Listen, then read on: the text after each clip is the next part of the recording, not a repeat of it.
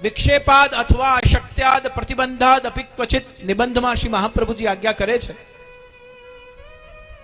કે વિક્ષેપાદ અથવા અશક્ત્યાદ પ્રતિબંધાદ અપી ક્વચિત અત્યાગ્રહે પ્રવેશેવા પરપીડાદિ સંભવે સેવા ત્યક્તવ્ય.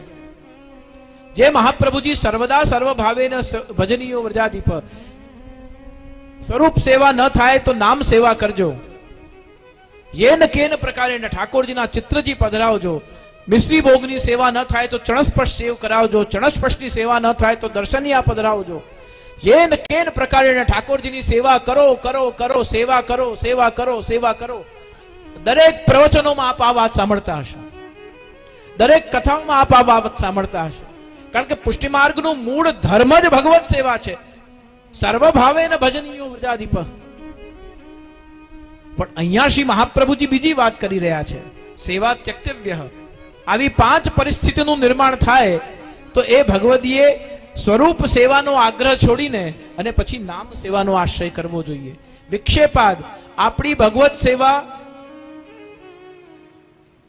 બીજા કોઈ વ્યક્તિને સતત વિક્ષેપ પેદા કરતી હોય અને એના કારણે ઘરમાં ક્લેશ થતો હોય તો એવા સમયમાં સ્વરૂપ સેવાનો આગ્રહ છોડીને કેવલ ચિત્રજી પધરાવીને અને નામ સેવા કરવી. વિક્ષેપાદ અથવા અશક્ત્યાદ, બીજું કારણ શરીર અશક્ત થાય અને આપણે ઠાકોરજીને ભોગ ન ધરી શકીએ અને ઠાકોરજીને ભોગ પધરાવતા હાથ ધ્રુજતા હોય અને ઠાકોરજી ઉપર કોઈ ગરમ વસ્તુ પડી જાય, આપણા દેહના કારણે પ્રભુને પરિશ્રમ થાય, એવું ન થાય તે માટે અશક્ત્યાદ, શરીર અશક્ત બને તેવી પરિસ્થિતિમાં નામ સેવાનો આશ્રય વધારે કરવો.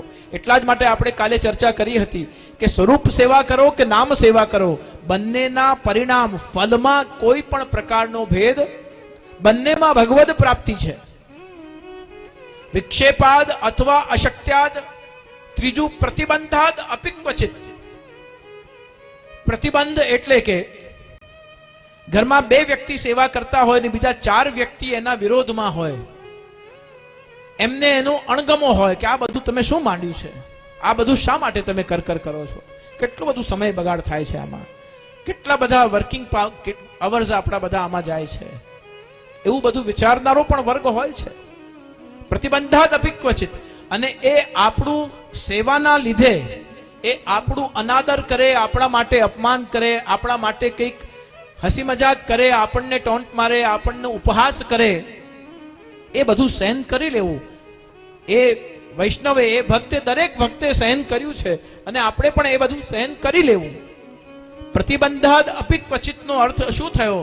પણ આપણા લીધે જે દિવસથી આપણા ઠાકોરજીનું અપમાન થવા લાગે, આપણી ઠાકોરજીનું અનાદર થવા લાગે, આપણા ઠાકોરજી માટે ઘસાતા શબ્દ બોલાવા લાગે, ત્યારે એવા સમયમાં થોડો સમય માટે દર્શનિયા કી મિશ્રી સેવા કરી અને ભગવદ નામનું આશ્રય. પ્રતિબંધાદ અપી ક્વચિત. અત્યાગ્રહે પ્રવેશ એવા. અત્યાગ્રહે પ્રવેશ એટલે આપણી પાસે ચાંદીનું પલ્લું છે, સોનાનું પલ્લું છે, ચાંદીનો હેંડોરો છે, સોનાનો હેંડોરો છે, જડતરના આભૂષણ છે, સોનાના આભૂષણ છે, પ્લાસ્ટિકના મોતી નહીં અને સાચા મોતીનું આપણી પાસે આભૂષણો છે, બહુમૂલ્ય રત્ન આપણી પાસે સેવા માટે છે, બહુમૂલ્ય પાત્રો, સોનાના ચાંદીના પાત્રો આપણી પાસે છે. જે દિવસે આપણને ઠાકોરજીની સેવા કરતા, ઠાકોરજીના સુખનો વિચાર કરતા, ઠાકોરજીના તત્સુખની ભાવના કરતા જે દિવસે આપણને સોના ચાંદીના પાત્ર માટે વધારે આગ્રહ થઈ જાય અને આપણા સન્માનનું કારણ એ સોના ચાંદીના અને રત્નજડિત આભૂષણો બનવા લાગે અને જે દિવસે આ બધા વૈભવનો આગ્રહ વધી જાય અને એના લીધે સેવામાં સુખનો વિચાર ગૌણ થઈ જાય, આવી પરિસ્થિતિનું નિર્માણ થાય તે વખતે અત્યાગ્રહે પ્રવેશ એવા. પલના વગર નહીં ચાલે. તો શ્રી મહાપ્રભુજીએ શેઠ પુરુષોત્તમ દાસના ત્યાં પોતાના ઉપરણામાં પણ નવનીત પ્રિયાજીને પલને ઝુલાવ્યા છે. 125 મણનું પણ અંકુટ કર્યું છે ને 125 મણમાં પણ શ્રીનાથજીને અંકુટરો ગાવ્યું છે. જેવું આપણું સામર્થ્ય, જેવું આપણી અધિકાર, જેવું આપણું લૌકિક જે કંઈક આપણી અનુકૂળતા, પણ અત્યાગ્રહે પ્રવેશ એવા. પણ પછી એવું થઈ જાય કે મારે પલ્લે નથી ઝુલાવા, જ્યાં સુધી ચાંદીનું પલ્લું નહીં આવે ત્યાં સુધી મારે પલ્લે નથી ઝુલાવા. ચાંદીનું નથી આવ્યું ત્યાં સુધી આપણે સંખેડાનું કે આપણી પાસે વડીલોનું જે કંઈક નાનું સંખેડાનું પલ્લું ઝુલાવવું એવો નિયમ નથી. આ તો સંખેડામાં સરસ પલ્લું બને છે.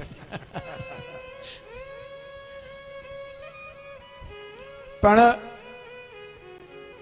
તો કાષ્ટનું પલ્લું ઝુલાવી રહ્યા છે. જ્યાં લાકડાની નાવ છે ત્યાં લાકડામાં બિરાજી રહ્યા છે, જ્યાં ચાંદીની નાવ છે ત્યાં ચાંદીમાં બિરાજે, જ્યાં સોનાની રત્ન જડિત છે ત્યાં, જ્યાં લાકડાનું પલ્લું છે ત્યાં લાકડામાં, ચાંદીનું છે ત્યાં રત્ન જડિત, જ્યાં રત્ન જડિત છે ત્યાં જેવી આપણી અનુકૂળતા. પણ જે વખતે આપણને આ બધા વૈભવના કારણે ઠાકોરજીનો ભાવ, ઠાકોરજીનો સુખ અને ઠાકોરજીના સુખની સાથે સાથે સેવાની ભાવનામાં પણ આપણને વૈભવનો આગ્રહ વધી જાય, એવા સમયમાં આપણે નામ સેવાનો આશ્રય વધારે કરવો જોઈએ.